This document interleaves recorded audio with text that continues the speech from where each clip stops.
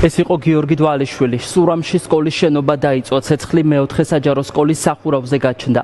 ხანძრის ქრობის პროცესში ორი სახანძრო მანქანა იყო ჩართული. რა გახდა ხანძრის გამომწვევი მიზეზი, ეს ახლა გამოძიებამ უნდა დაადგინოს.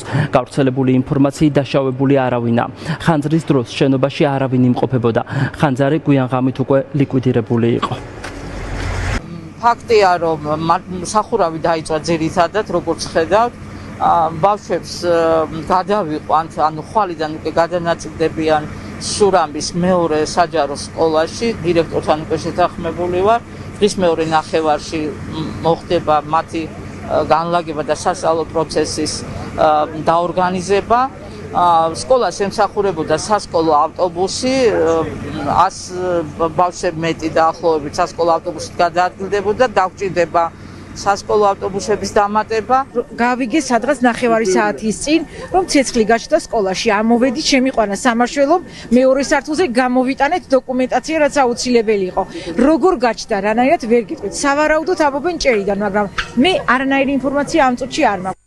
უბედური შემთხვევა მოხდა ხაშურში. რკინიგზის მემანქანე სარკინიგზო ტრანსპორტიდან გადმოვარდა და ადგილზე დაიღუპა. გამოცემა მოზაიკა წერს, რომ მამაკაცი გაჩერებული ტრანსპორტიდან გადმოვარდა და თავი ლიანდაგს დაარტყა. ჭრილობა იმდენად მძიმე აღმოჩნდა, რომ მისი გადარჩენა ვერ მოხერხდა.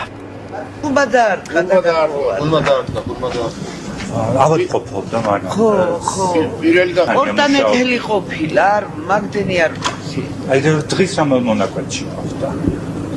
აბვიანად ყდა წივილი და ესე იგი როგორ გადმოვარდა და არ ვიცი რა, სულ შავია სახეზე, ადგილზევე გარდაიცვალა.